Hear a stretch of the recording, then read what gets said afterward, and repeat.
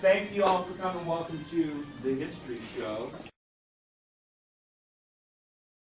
Trail, we start to see like little trickles of people moving into the Oregon Trail. But Texas, there was like this mass movement of Americans into Texas, and I think that was a real good illustration of manifest destiny. So talk a little bit about how does manifest destiny, how that fit into like people moving into Texas?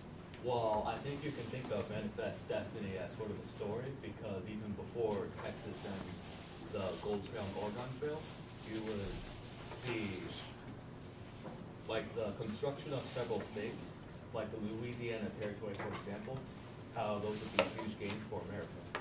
So when America went to war with Mexico because of Texas, they also gained the California Territory and Texas, and that led to the California Gold Rush and But Oregon. that's a story for another group. Yes. What about like the first Americans who moved into Texas actually came there at the invitation of the Mexican government in the 1820s. Now, why did they want them there? What was their deal? Well, Moses Austin was the one who got the permission, and the Spanish government gave them permission because they wanted to develop the land, and they wanted to create a buffer between Mexico and the illegal U.S. settlers that were coming into Mexico.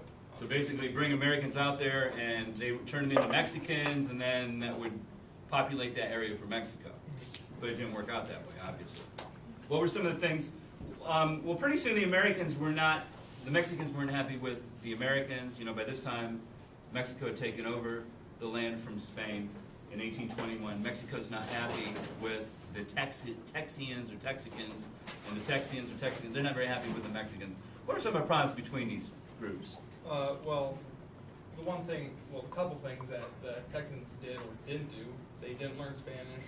They kept separate schools, and they just kept trading with the U.S. They never really got relations with Mexico. And they were, by the order of the Mexican government, they were supposed to learn to speak Spanish, but they didn't. No. What else were they supposed to do? Something about religion, wasn't They it? were supposed to convert to Roman Catholicism. And they weren't going to do that. I think, what was it, the straw that kind of broke their back, though, was something about their slaves, wasn't it? Yeah, the Mexican government grew suspicious of the Texans, so one of the things they did to assert their dominance was abolish slavery. And how did Texians deal with that? They just rejected it. But they officially, they got rid of their slaves, didn't they? But then but they didn't.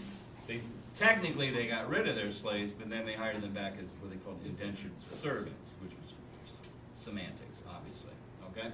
So, anyways, that's kind of the root of that. So that this whole relationship is starting to deteriorate, and really, I think the next big event is going to be the Alamo. Set up like what was the deal behind the Alamo? Why were they there? What were they trying to accomplish? And then we'll watch your video. Sam Houston was the leader of like the military they had. It was just a small army, but they were causing small conflicts.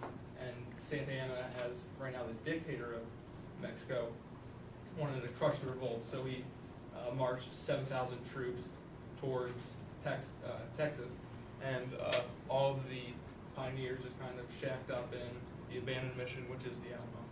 How many of them were there? There were about 150. Yeah, so not maybe 150 fighting guys, some women, some slaves, all stuck in there. Now Sam Houston, he actually ordered them to evacuate the mission because he knew there's no way you're going to hold out against whatever 4, 5, 6, 7,000 Mexicans. So he tells them to leave, but Colonel Travis makes them stay. Why did they stay? Because they kind of saw it as their patriotic duty. They kind of wanted to follow in the footsteps of like the American spirit and the revolution. But they knew they were going to be wiped out. I just think they kind of saw it, like them dying for Texas as being bigger than their lives. Very interesting. Very interesting. I think the whole battle took about 3 hours. After 3 hours, Mexico had infiltrated the mission, killed everybody except for some slaves and some women.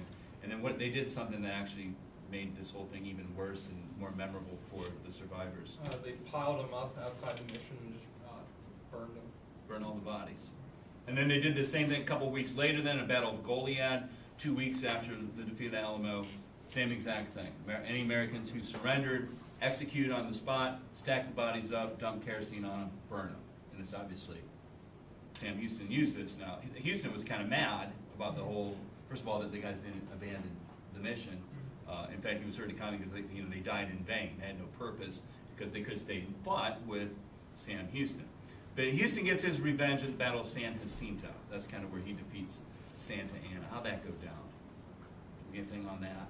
He, after the defeats, it gave him like an opportunity to raise more troops, and a bunch of Southerners who supported him came over to serve as his troops, and they used like the battle cries, like "Remember the Alamo, remember the Goliad" as their like spirit, and they captured Santa Anna.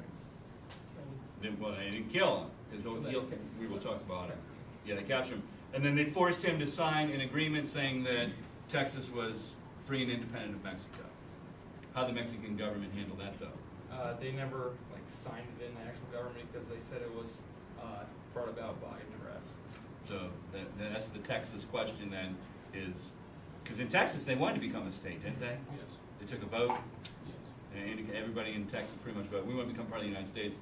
The United States will not try to annex Texas, though, because what are they afraid of? Well, what are some other issues with the Texas question? Well, it kind of like if they use annexation to bring Texas into the United States, then it could upset the balance of the power in the United States Senate, and that creates problems. And Between the power between slavery. Oh, the free and the slave. Yeah, that's right. We'll give the slave states one more vote in the Senate, 2 more votes in the Just Senate. like Missouri did 15 years earlier. What about Mexico? Did they make any threats?